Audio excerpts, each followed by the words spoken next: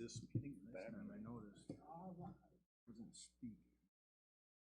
As far as I know, Yeah, lighten up. I watched the YouTube video and I couldn't hear myself sometimes. I'd come in and out, in and out. People complain about it. yeah.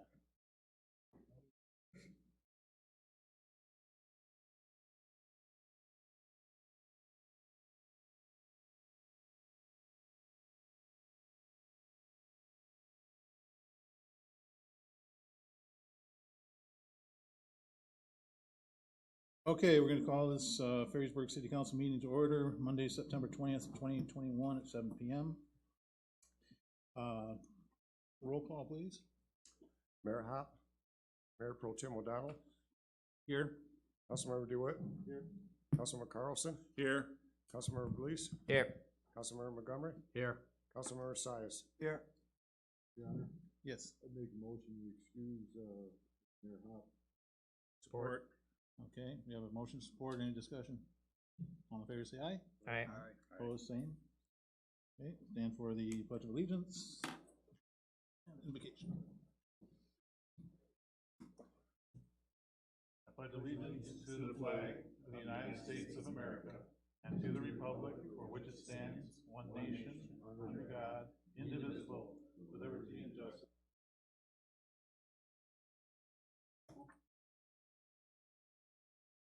Heavenly Father, thank you for this day you've given us and bringing us all safe here tonight.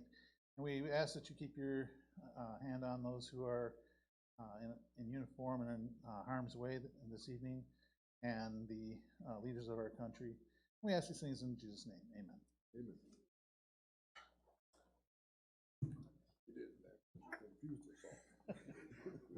I like to be easy. Okay, at this time, item number 5 is time for public comments. This time on the agenda is for any citizen to direct brief comments or questions to the City Council. Time for public comments will be given when an agenda item is discussed. If you have a comment or question, please raise your hand and be recognized by the mayor. And after being recognized by the mayor, please give your name, address for the record, and proceed with your question. Please limit your comments to 3 minutes. Any questions? Yes, sir.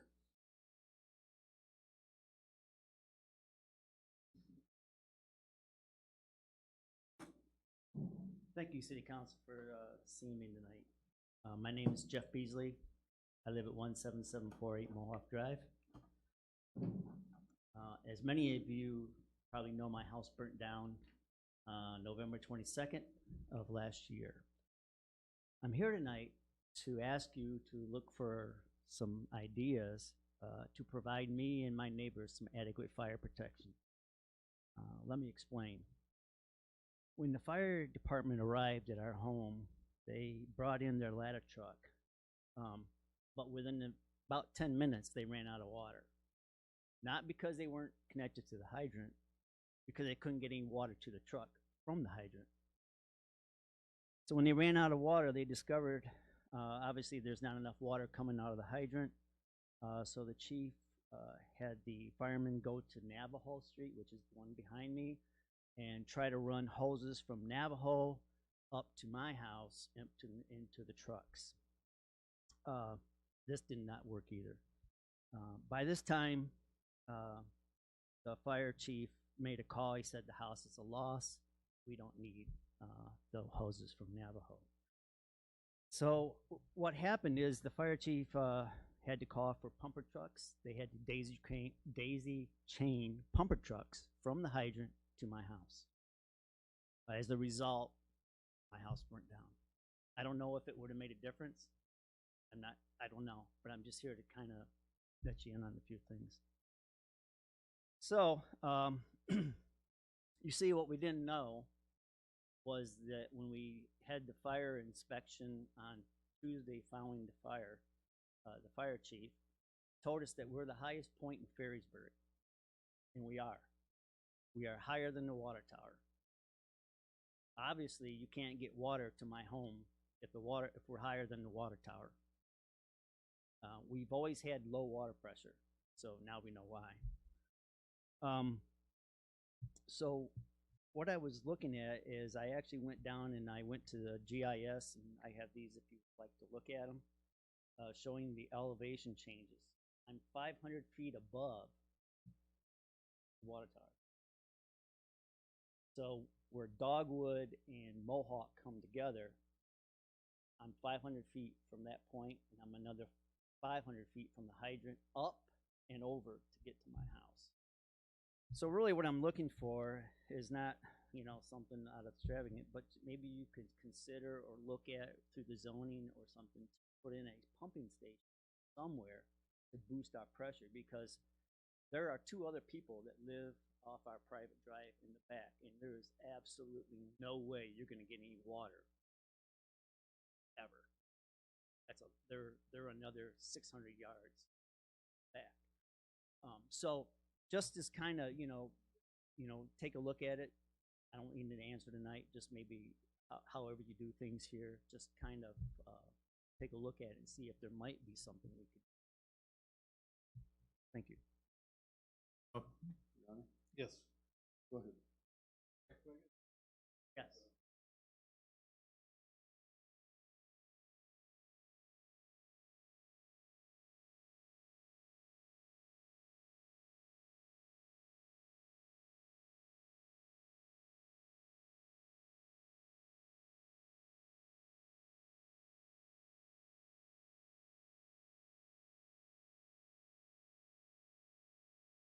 If there's any questions, please, I'll fire up.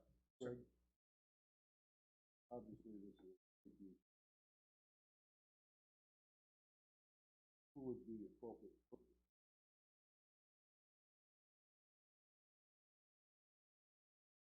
I'll ask the fire chief to respond to this.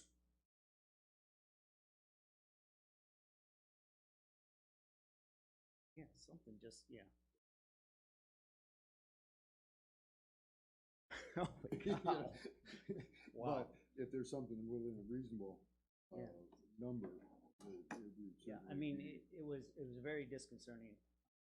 They started putting water immediately on the house, and within I'd say 10 minutes, the guy that was on top of the ladder truck, he yelled down at Chief, he said, "Chief, I'm out of water." And then the scramble began.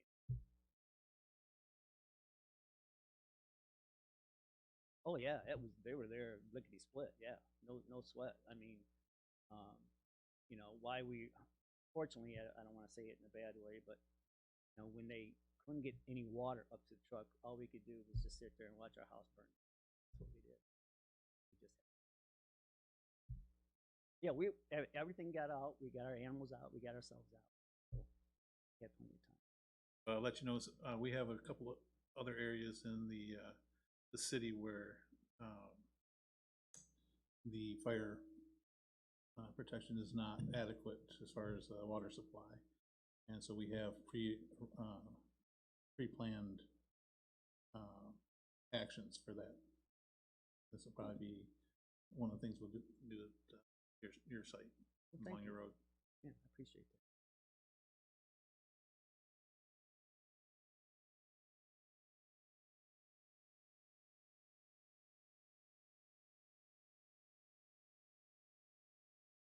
Spar, and we also did Peppermill to Jordan.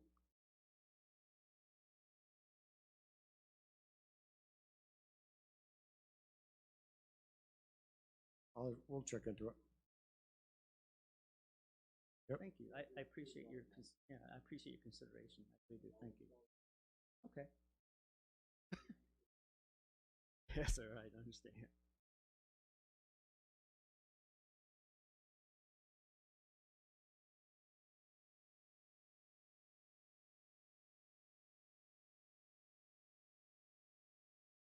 Sometimes it's just the geographical location is not conducive to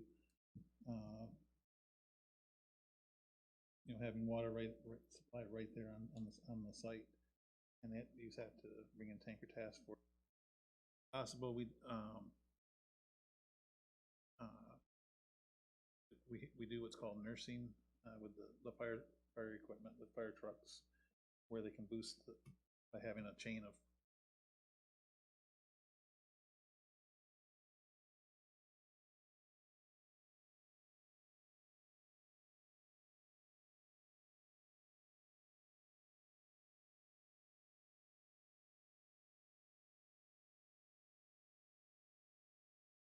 drops the feed line, the second truck goes in, drops the feed line, and we also have a truck coming in from off of Navajo and dropping a feed line and coming through the woods, for the houses that are there. That would probably be what they would do in this case. Take a look at that, make sure we can, get the water up there. We don't need any more equipment. Yep. Our equipment's, fantastic, yeah. and then it works well. It did. It did. What they were running off when, the initial 10 minutes was the tank, and, they only carry a 750-gallon tank. And at 300 gallons a minute, that doesn't take long to empty it. No, it didn't take long at all. Thank you.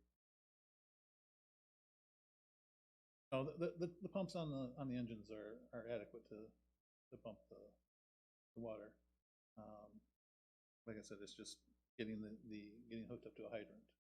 And I'm not sure where the nearest hydrant is on that spot. It's directly across the road from our private driveway. Right in line. Church there.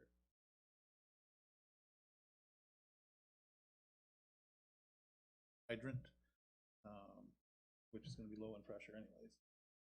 And being the winter time where they're not used, they usually get flushed out and have antifreeze put in, to keep them from freezing up. It's a lot to I it. don't know if I'd say that. Antifreeze. Connor, Yes, Craig, these homes up there, do they have municipal water? Yes, we are. And what do we have? Booster pumps to boost the pressure for the municipal water supply? So how is it that they can, because the municipal water supply is sucking right off of the water lines that feed my house and his house and everything else, right? Elevation was the issue on this house and with the fire.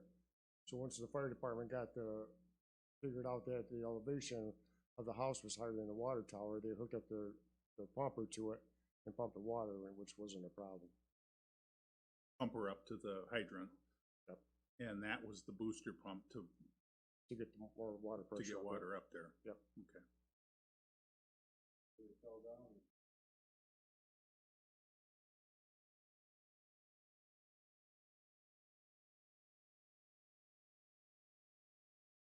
No, they hooked. oh, up. they were hooked up, They but were hooked. Yeah. Yeah, they there were was a hooked up. failure, my understanding, there was a failure with the hydrant, so they had to look for another water source.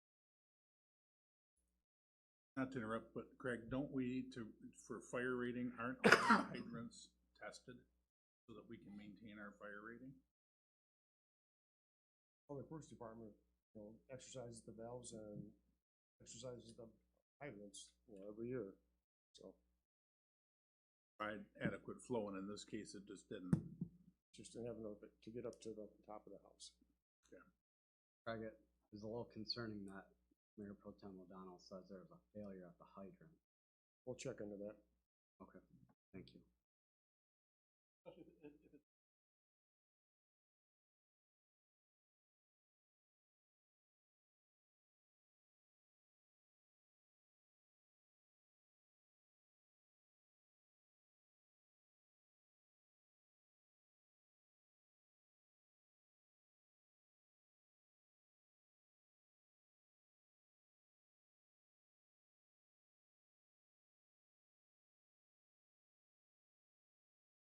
Daisy chain them so that you have one pumper Well, feeding the next one. Yes, One's at 40 PSI Yeah. and the next one gets you to 80 or 100, right. right? Yep. So you'll let us know next meeting potentially, Craig? Okay. Anybody else? All right. We'll go on to item number 6, which is the consent agenda.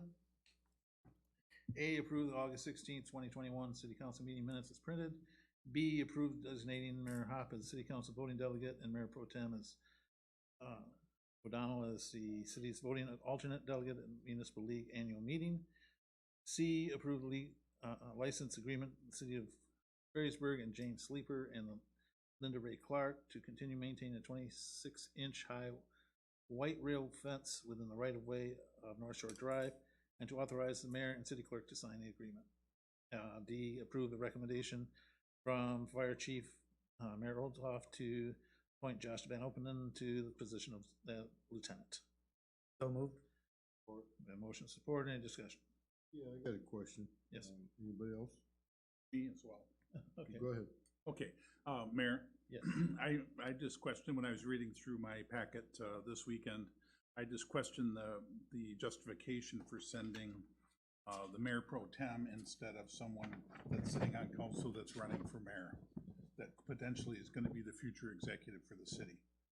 So I'm just questioning, nothing against you personally, just questioning the justification as to why him instead of a different council member that's running for mayor.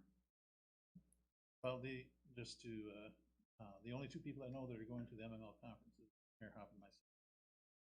Scott is welcome to go. And if he wanted to go and be a voting member, he could do that. But since there's only two of us going at this particular time, Oh, that's it's why. open to everyone? On the council, yes. Wasn't aware of that. Yes, all the MML training is open to anybody on the council, and I strongly, highly encourage every member to take advantage of that training. And anybody can be a delegate to the annual meeting. Question I have then is, Scott, are you planning on attending the evaluation? I was not planning on it. It's in 2 days. I have work commitments. How did the mayor and the mayor pro tem find out about it quicker than we did then? We only knew about it 2 days ago, or 2 days from now. You get the letters all. I'm in jest. I'm just saying, we get this, months ago, we got Right. the thing. I understand that. Convention. I understand. I guess, maybe there's some misunderstanding that you didn't realize anybody could. I did not realize that. So, To the annual meeting, I understand all the training, but the annual meeting, when all the other executives from the different cities are gonna be there, it's a great time for relationship building. I just found it peculiar, that's all. A missed opportunity, let me put it that way. Missed opportunity. But you're still gonna be on the council next year, so you're more than welcome to I agree totally. go with me next year. Clarify, it's an annual convention for municipalities that's held once a year, and during that 2 or 3 day conference convention, they have an annual meeting to vote on certain things. So it's just not an annual meeting, it's a convention where they have training and everything else going on for 2 days. What will be voted on while you're there? They will be voting on the goals for Michigan Municipal League. To include the upcoming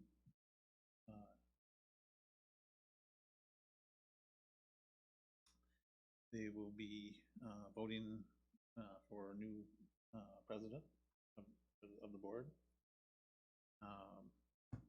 And there are a couple other things I'm not exactly sure what in detail what they're going to be voting on, but that's kind of Add that to us ahead of time, what's gonna be voted on? yeah, that's on the. Okay. Are you planning on, or yourself or Mayor Hopp planning on giving us a report at the next council meeting? Absolutely, sure do. Thank you.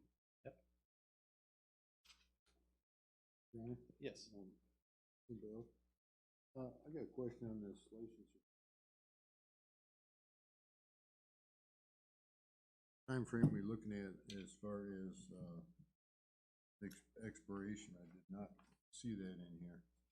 Years, Excuse me? 20 years. You have no objection to it, obviously? No, and the Public Works has no objection either. Okay, thank you. Go ahead. Do you have any idea what the cost is?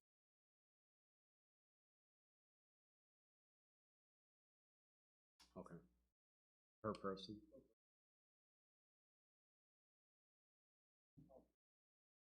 Thank you.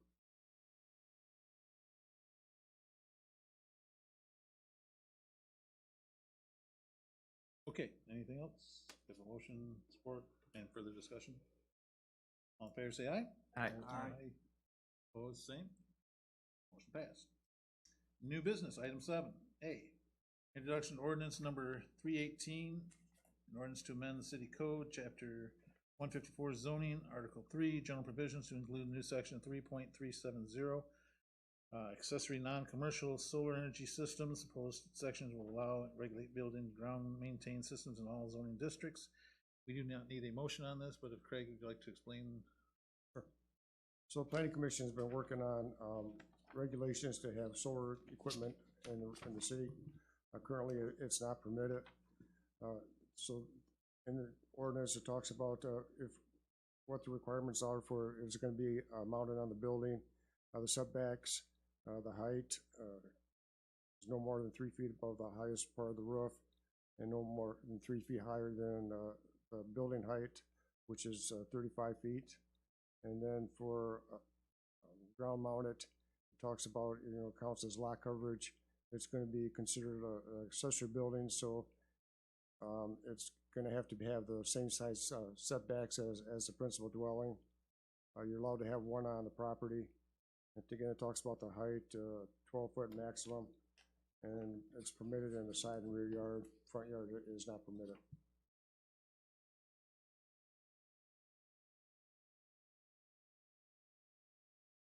On to item B, discussion to take action if appropriate to adopt a resolution placing 168th Avenue on the 2023 to 2026 Transportation Improvement Plan, known as TIP.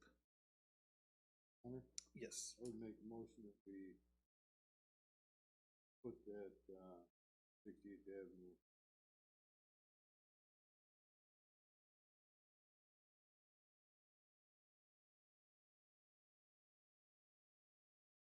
I'll support. Okay, that motion support, discussion? See no discussion? Yep. Okay. It's definitely still prepared though. Okay. You can really do this.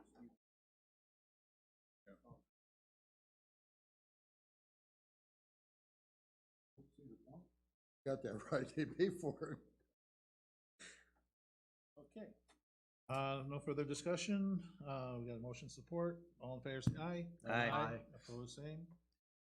All right, moving on to item C, discussion take action to approve change order number 1 for $9,450 for the city hall restrooms. Craig, you wanna explain that? I get a motion first.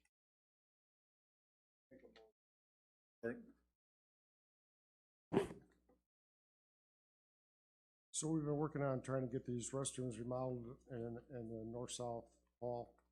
We had a couple contractor come in and look at it. We called a number of contractors to come in and look at it, and we were unable to make success and have them come and look at it. Straight Line Design has come in and looked at it, gave us a quote to remodel the restrooms. There's 3 restrooms total in that hall. Recently, he came in to do some final measurements, and when discussing the project with them, we're going to have a universal accessible restroom inside, but the doors are not wide enough to get a wheelchair in. So discussing this further, we said, well, since making this restroom universally accessible, if you can't get in the room. So he had another contractor come in and made a quote here in your packet of $9,400 to expand the doors on 2 restrooms. One restroom, the family restroom, has a wide enough door.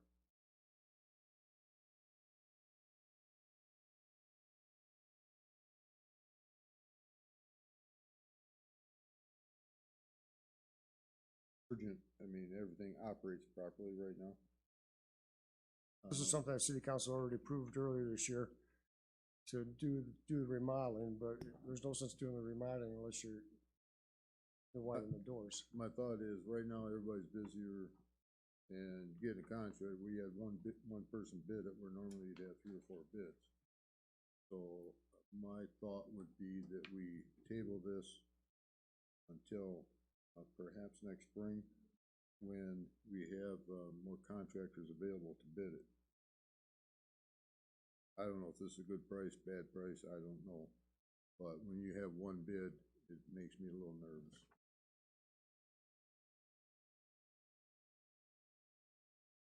Project, because city council already approved the project. Well, there's no point in doing the project if we don't have the doors widened.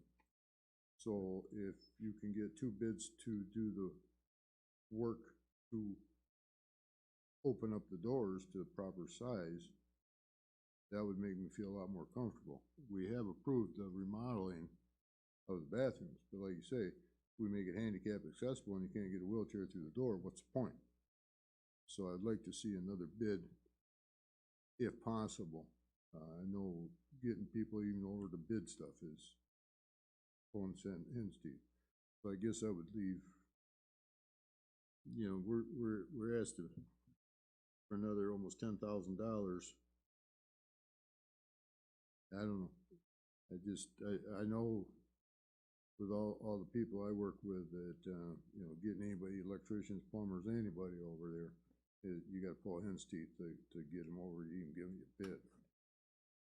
So I just question whether we're pushing this ahead, maybe where we could roll it over to at least get another bid or move it to next year. You know, everything's operating. I understand we would like to get it done, but it makes me nervous when we just have one bid. Turner? Yes. Craig, are we compliant now with ADA because we do have a handicapped accessible bathroom in the building? And I wonder how many quotes, because we didn't go out and get the quotes for the doors, and that Straight Line did that. They had the project, so that's why they got asked to give a quote for the doors.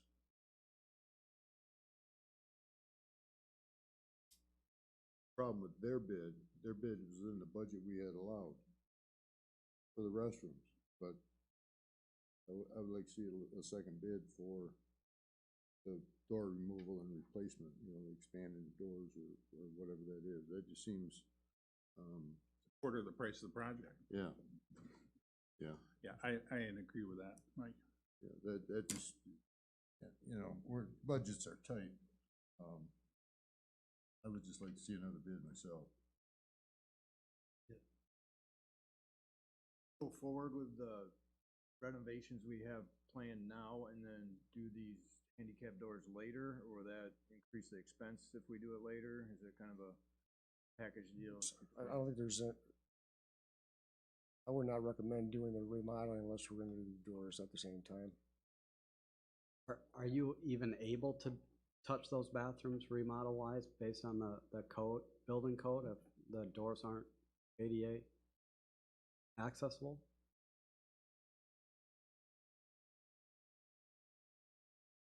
Probably could, because we have a handicap accessible restroom.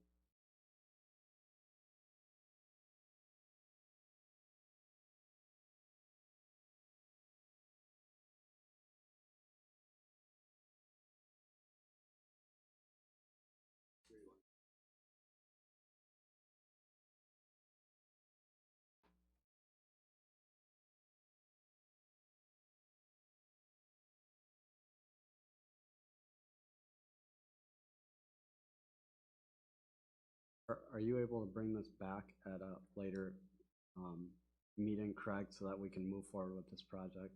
Because we already approved 40-some odd thousand. Building our facilities up to ADA compliance is one of our city goals, so it's important that we move forward with this.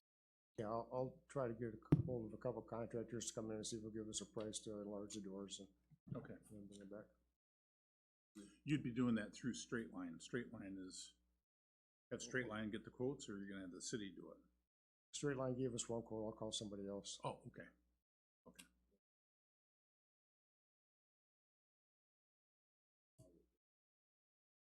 It would be a subcontractor. This quote from Straight Line is a subcontractor of Straight Line. Right, So I'll get someone else to give us a quote. right, so we're not stepping on their toes. Are you considering allowing Straight Line to potentially bring in another contractor and then have them submit another quote, or are you gonna hold their quote firm? That's already approved it, so No, I'm talking about just this Door additional work, the doors. Yeah, we just won't do anything with it at this time, and I'll tell Straight Line we're gonna get another quote before we move forward. And if I was Straight Line, I would ask, well, then, I've worked hard to get one contractor to bid, and are you gonna give me an opportunity to see if I can find someone else to get you a better figure? Ask them that, sure. Well, Yeah. Make it clear to them, we're not disputing their bid for the restroom, just the question of the door. Right, The right, month right. for the door. Right. Because, and going with one bidder. yeah, that scares me. Okay.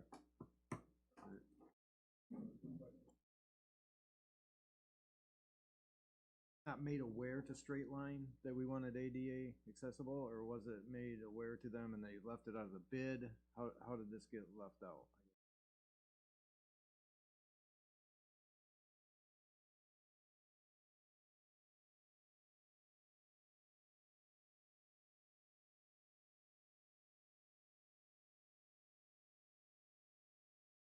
I should have caught this one when the bids came in.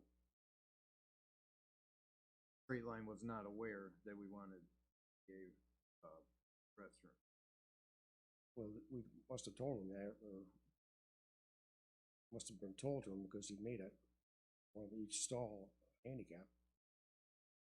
Yes, correct me if I'm wrong, Councilman Size, but I think what he's asking is if bringing our bathrooms up to ADA compliance was part of the original bid, why all of a sudden are we adding extra? Right, if I understand that they messed up and didn't measure the doors or whatever, but now why are we on the hook for that mistake?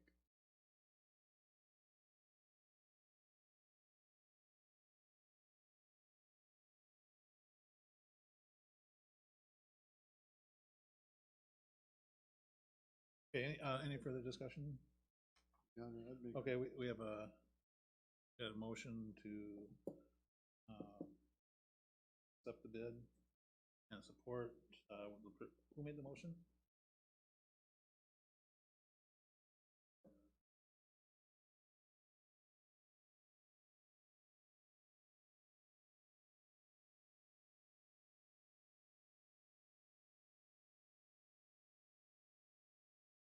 Size, second by Councilmember Bliss.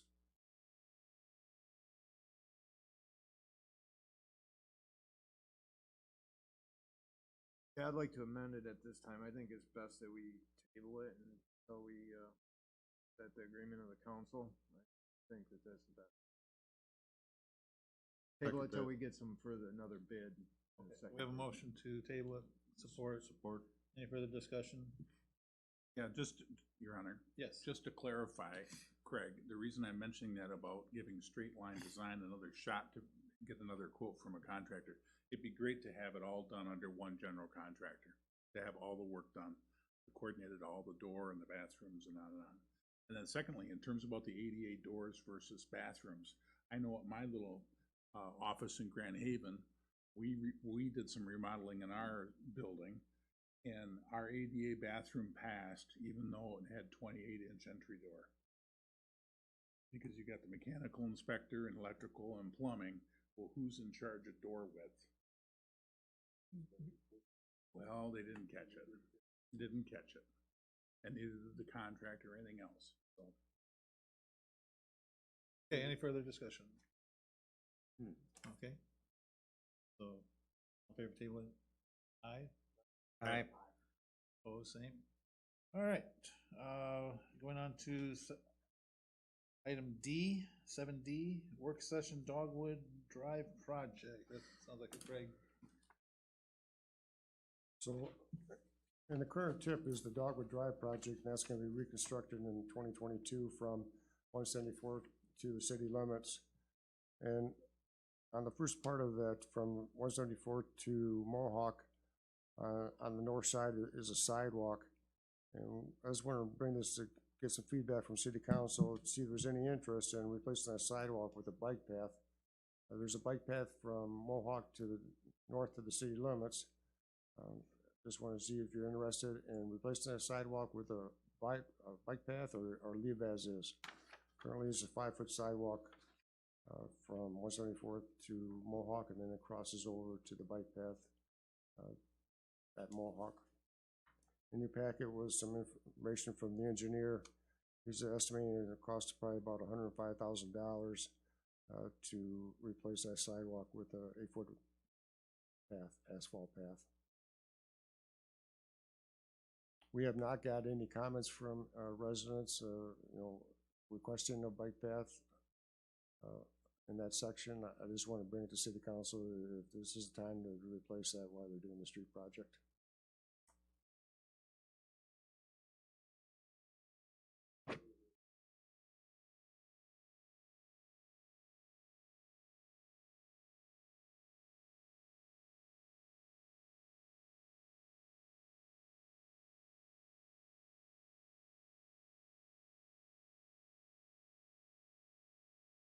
Would find money to do it. We have about $48,000 left out of the bike path bond money that was passed in 2014. So that money's been sitting in the fund, just waiting for a project. So this could be used for that.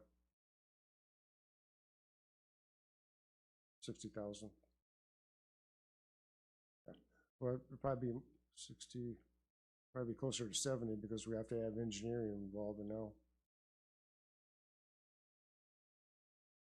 But you can handle it.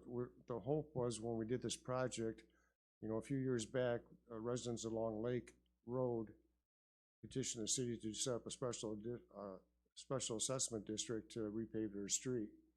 And we've been waiting when we have a street project to try to get the contractor to come in and do both projects, hopefully get better pricing.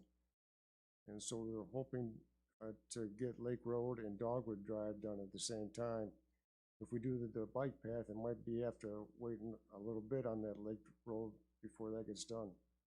Because you're talking probably $70,000, which is probably almost the cost of replacing that street.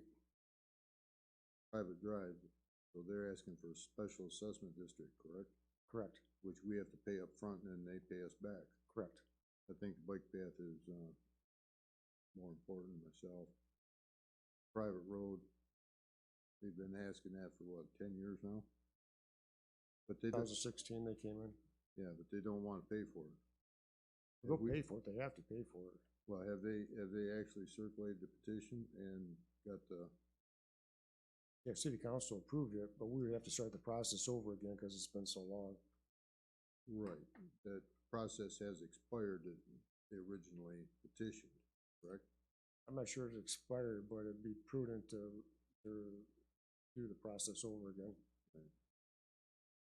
Well, we're gonna have to do 168 soon. And I think now's the time to do the bike path. We're there. We have all the equipment there. Now's the time to do it, would be my thought.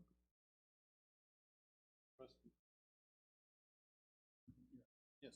So essentially, this is just a bike path going from in front of the pizza parlor in Leppinks up to the city limits.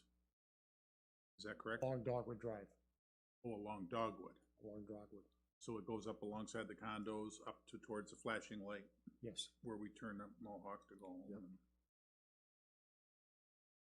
And then it goes, you want to go from there all the way out to the city limits that way, not towards Leppinks. Leppinks to Mohawk. Okay. You have a bike path from Mohawk all the way All the around way Little out. Black Lake and all the way Yep. ties in the whole thing. Yep. Well, right now you have a sidewalk that people are trying to ride bikes on. Which is, down Dogwood, which is too narrow. So. It is a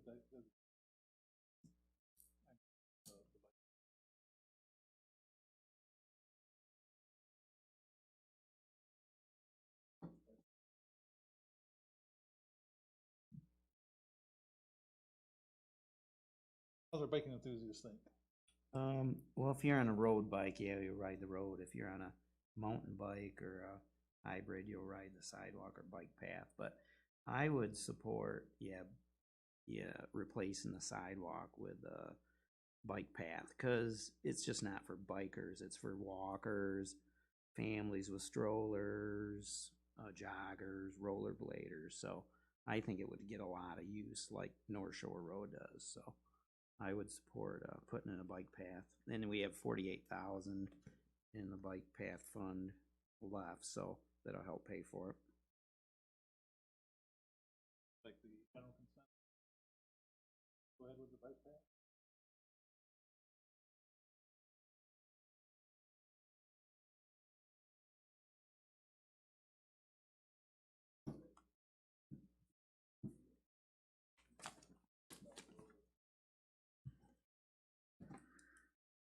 Anything else? All right. Item number 8, public comments. Any public comments? Okay, seeing none, we'll go to reports. City manager, No report? city council members. Sias. Yeah, the Monster Bash is on for this year. Yay. I believe it's the 29th of October. It's Friday night before, Halloween, so should have a good time with that.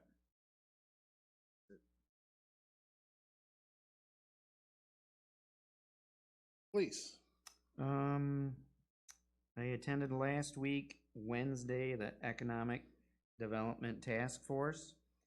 What it was decided with that committee is to have a open house, and that's gonna be October 20th for the local businesses, business owners, and property owners.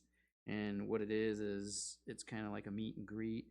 We're going to talk to them about, let them know that Ferrysburg is a brownfield, that there's TIF monies available possibly, and then we'd like them to fill out a survey. And we're gonna put that together, but our next Economic Development Committee is gonna be on the week before, which was gonna be Wednesday, October 13th. And then we're gonna talk more about the open house, and we're gonna do the invites to the business owners of the city of Ferrysburg. So I thought that was a kind of cool and something that's look forward to. I also attended the MPO meeting on Wednesday afternoon in Muskegon. And what I did find out is MDOT does allocate about 14 to 15 million for repairs and replacements for bridges specifically, not just streets and roads, but for bridges. But that money is divided up with all of Muskegon County and Northwest Ottawa County. So I think I read before a while ago that out in Grand Haven Township, they're going to replace or repair one of those bridges out there too. So off of Green Street, Grand Haven Township. So there is monies available. I think being part of the MPO is pretty important. At least we, have a voice. And then Craig attends all the MPO technical committee, and this is the policy committee. And a report? Councilmember Carlson. No report. Councilmember Montgomery. We had a Recreation Commission meeting last week. We met and discussed specifically fundraising to raise money for a potential grant for phase 1 of the fire barn park. In discussing phase 1, we discussed the importance of the two things primarily, with a couple other optional things depending on how much money we had, but mainly paving the parking lot and expanding it so that's ADA compliant, and then rerouting the bike path to the back side of the fire barn to alleviate the concerns that the fire chief brought to the rec commission with bicycles and pedestrians crossing that blind corner in front of where the fire trucks pull out. Craig, there was something else I think I was supposed to bring up.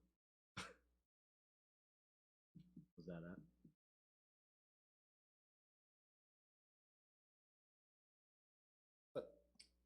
Yeah, I may or may not be here for the next planning commission. And we had an issue with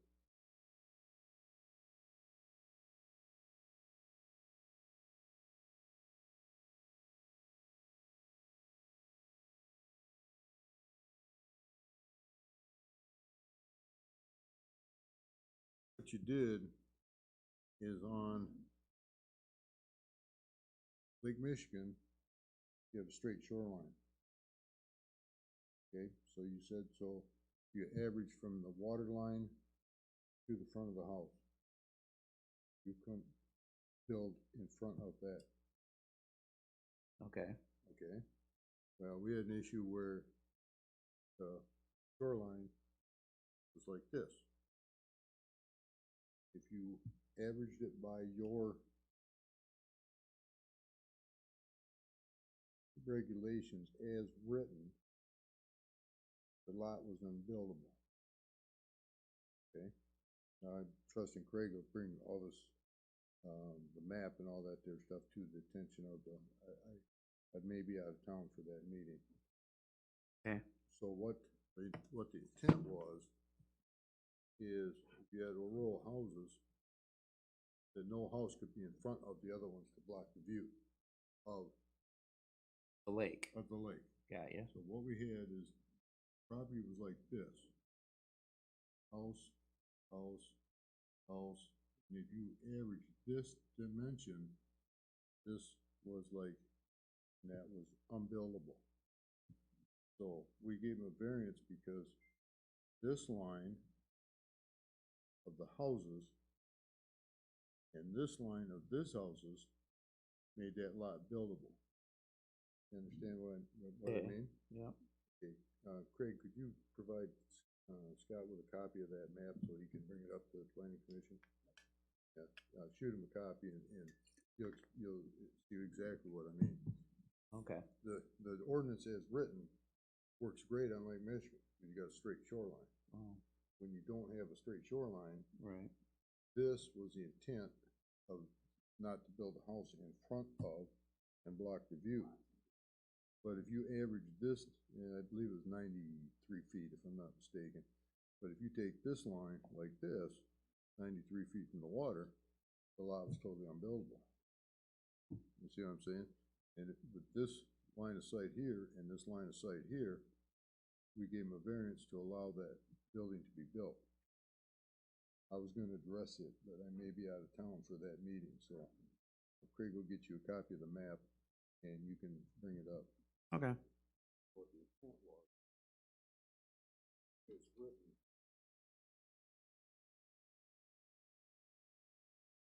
Okay. We'll look into it for you.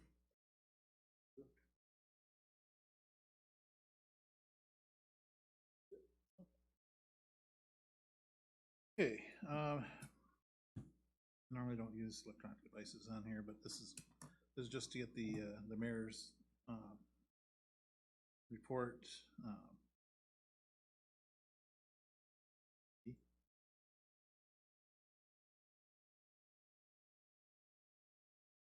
Okay. She just wanted to congratulate Lieutenant, Van Openen on his promotion.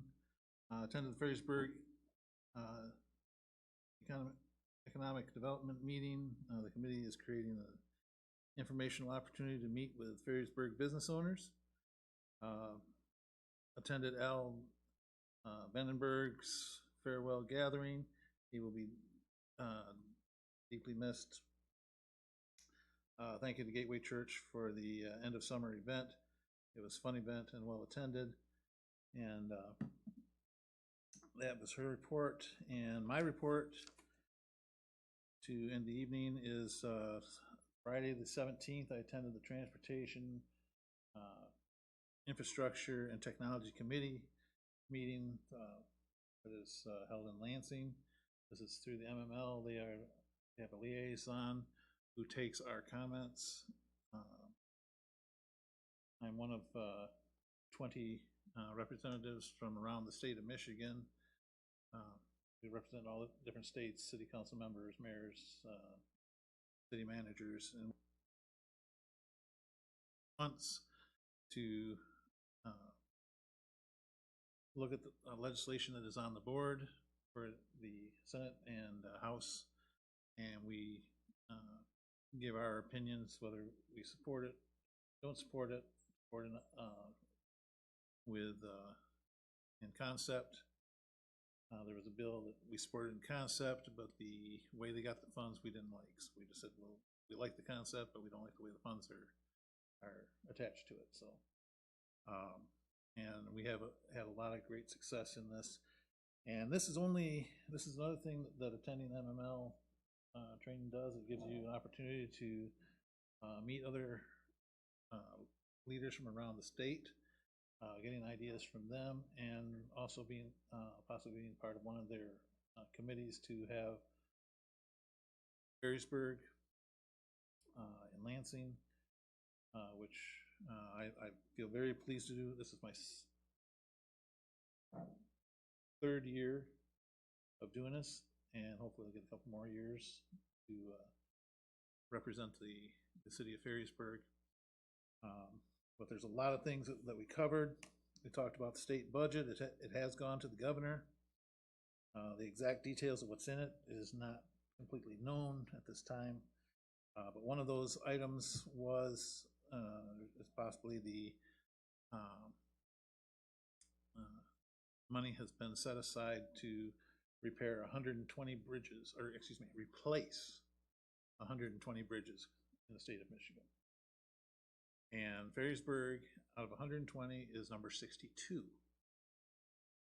And so all the governor has to do is sign the bill or the budget with that presentation, and we will be granted funds to get our bridge replaced.